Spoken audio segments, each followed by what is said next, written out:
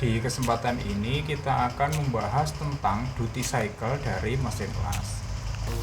Ketika kita membeli mesin las, apa sih pertimbangan kita untuk membeli mesin A atau mesin B? Yang pertama tentunya adalah kapasitas ampere. Kalau ampernya besar, kebutuhan kita besar, kita beli yang ampere besar. Kalau kebutuhan kita ampernya kecil, maka kita beli yang kapasitas ampernya juga kecil.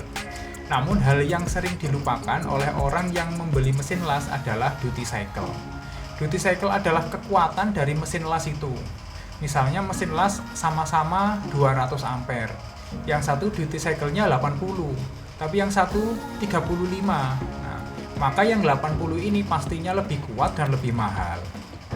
Nah, disitulah letak perbedaan antara mesin yang murah dan mesin yang mahal. Sekarang kita akan bahas mengenai duty cycle dengan lebih lengkap atau lebih detail. Apa sih duty cycle itu? Secara pengertian atau definisi, duty cycle adalah persentase waktu kerja maksimal mesin las dalam jangka waktu tertentu. Karena kita memakai standar barat atau standar Eropa, satu siklus pemakaian mesin las itu diberi batas waktu selama 10 menit. Jadi seberapa kuat dia bertahan selama 10 menit. Kalau dalam waktu kita hitung 10 menit tapi di 5 menit dia sudah tidak stabil atau bahkan mati, maka duty cycle-nya hanya ketemu 50%. Kalau dalam waktu 10 menit itu dia tidak mati sama sekali, maka mesin las itu memiliki duty cycle 100%. Nah, analoginya seperti ini. Sama halnya manusia bekerja yang membutuhkan waktu istirahat. Duty cycle pada mesin las menunjukkan berapa lama mesin bisa bekerja secara terus-menerus sebelum membutuhkan waktu untuk beristirahat atau mendinginkan komponen-komponen yang ada di dalam mesin tersebut. Mengapa duty cycle ini penting? Ya, duty cycle ini sangat penting sekali. Yang pertama adalah untuk mencegah kerusakan.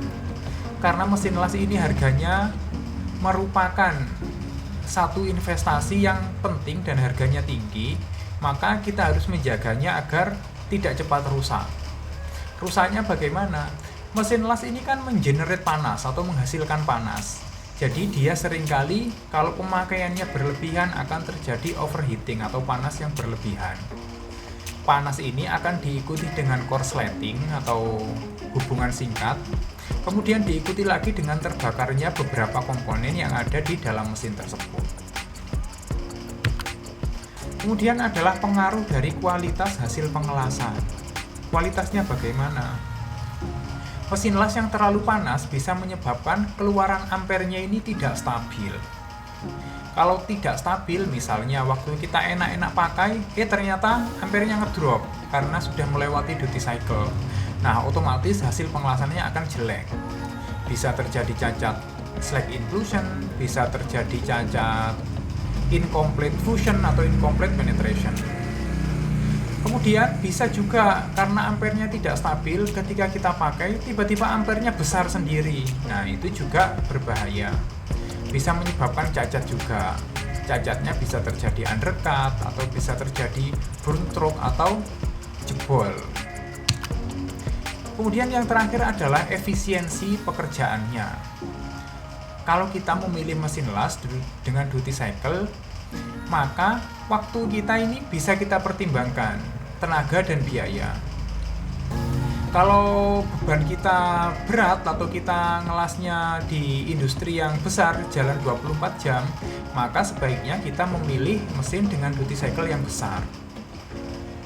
Mesin dengan duty cycle yang besar otomatis harganya juga akan tinggi. Akan tetapi kalau kita mainnya di bengkel-bengkel pinggir jalan atau bengkel pagar, bengkel tralis, bengkel kanopi, kita cukup membeli mesin las dengan duty cycle yang tidak terlalu tinggi karena secara otomatis harganya akan lebih murah. Kemudian faktor-faktor apa saja yang mempengaruhi duty cycle? Pertama adalah ampere. Semakin tinggi ampere yang kita pergunakan, duty cycle-nya akan turun atau semakin rendah. Begitu juga sebaliknya. Kalau kita pemakaian ampernya rendah, lebih rendah dari kapasitasnya, maka duty cycle-nya akan naik. Dan mesin kita juga akan semakin awet. Faktor yang kedua adalah jenis dari mesin las tersebut. Kita akan bandingkan antara mesin las yang bertipe inverter dengan mesin las trafo konvensional. Inverter ini tingkat efisiensinya sangat tinggi, berbeda dengan trafo. Dia banyak terjadi boros dan juga tidak efisien. Karena mesin inverter ini efisiensinya tinggi, maka dia duty cycle-nya juga tinggi, berbeda dengan trafo.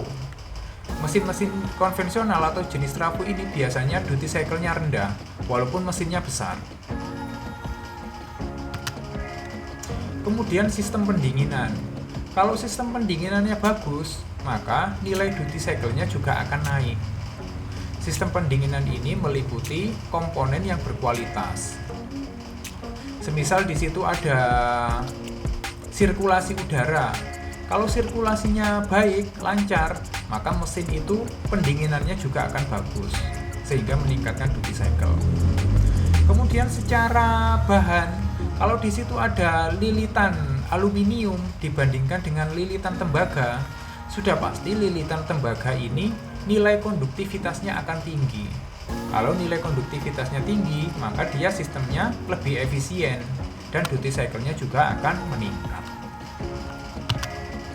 Nah, sekarang kita sampai pada bagaimana cara membaca duty cycle atau cara membaca spek mesin las berkenaan dengan duty cycle.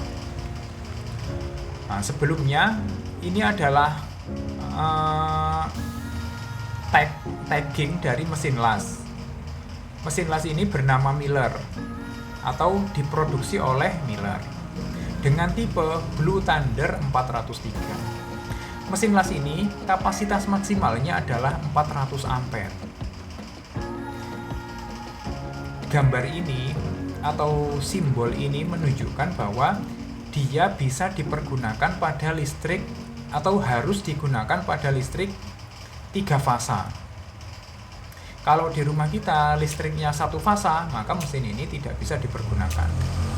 Dari listrik 3 fasa ini, mesin ini akan mengeluarkan atau menghasilkan listrik dengan arus searah atau arus DC, direct current. Nah, di kolom ini adalah kolom duty cycle-nya atau tabel duty cycle-nya. Sekarang kita bahas yang pertama. Ketika kita menggunakan 400 ampere, 400 ampere adalah yang ini, yang tengah, yang bagian yang ini, bagian yang kiri, bagian tengah, bagian kanan. Yang paling kiri ini, ketika kita menggunakan 400 ampere, maka dia memiliki duty cycle 35%. Artinya apa duty cycle 35%? Kan tadi satu siklus kerja itu 10 menit. Ketika dia duty cycle-nya 35%, berarti dia bisa dipergunakan dalam waktu 3,5 menit kerja. 10 menit siklus dikurangi 3,5 menit kerja akan menyisakan 6,5 menit waktu untuk istirahat. Kalau sudah lebih dari 3,5 menit tidak kita istirahatkan, bagaimana? Nah, resikonya sudah kita bahas di awal, bisa saja ampernya menjadi tidak stabil. Tiba-tiba mengecil atau tiba-tiba membesar. Bisa juga tiba-tiba mesin itu mati sendiri. Kemudian yang kedua, dari duty cycle 35% akan meningkat menjadi 60% ketika ampernya kita turunkan, yang tadinya 400 ampere menjadi 305 ampere. Duty cycle 60% ini artinya apa? Artinya dalam siklus 10 menit dia dapat dipergunakan selama 6 menit. Yang tadinya hanya bisa dipergunakan hanya 3,5 menit, sekarang meningkat menjadi 6 menit. Karena siklus itu 10 menit dikurangi 6 menit kerja, maka dia menyisakan waktu 4 menit yang harus dipergunakan mesin untuk beristirahat. Mesin istirahat ini yang nantinya akan dipakai untuk mendinginkan komponen-komponen yang sudah mulai panas. Kemudian yang terakhir, dari duty cycle 35% menjadi 60% bisa meningkat menjadi 100% ketika ampernya kita turunkan ke angka 235. Dari yang tadinya 400 menjadi 305 menjadi 235, duty cycle bisa meningkat sampai 100%. 100% artinya apa? 100% dalam waktu 10 menit bisa dipakai sepenuhnya 10 menit untuk bekerja. Karena siklusnya 10 menit untuk kerja, maka dia 0 menit untuk istirahat, tidak memerlukan waktu untuk mendinginkan mesin. Artinya dia bisa dipakai secara terus-menerus. Kalau sudah 10 menit bagaimana? 10 menit masih bisa lanjut ke 10 menit berikutnya, tidak ada masalah karena duty cycle-nya sudah 100%. Oke, seperti itu gambaran tentang persentase dan penggunaan ampere perihal duty cycle dari mesin las. Nah, sekarang kita ke tips penggunaan mesin las. Bagaimana sih kita menggunakan mesin las itu agar mesin las yang kita miliki ini awet dan juga tidak cepat rusak? Pertama adalah jangan memaksakan mesin. Memaksakan mesin itu yang bagaimana? Memaksakan mesin itu memakai pada saat memakai di kapasitas maksimalnya. Misalnya, kita punya mesin las dengan kapasitas maksimal 400 ampere. Kalau kita pergunakan 400 ampere, maka itu namanya sudah memaksakan ke kekuatan maksimalnya. Itu tidak bagus. Mesin akan cepat panas dan juga cepat rusaknya. Ada kalanya kita memiliki mesin dengan kapasitas 200 ampere. Nah, maka sebaiknya pemakaian kita di angka 60%, yaitu di angka 120 ampere saja.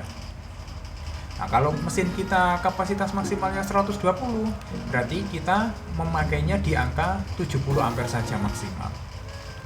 Jadi penting untuk kita memahami nanti mesin las ini dipakai untuk apa.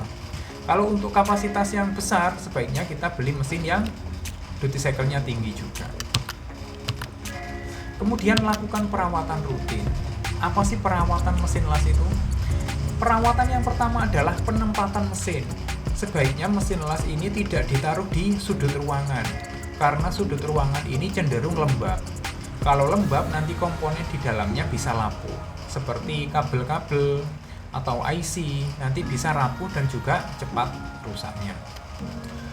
Selain penempatan, kita juga wajib membersihkannya dari debu, karena debu ini bisa menghambat arus ventilasi yang ada di badan mesinnya. Selain itu, kalau debu ini sampai masuk ke dalam mesin, dia juga bisa mengotori beberapa part, terutama fan pendingin.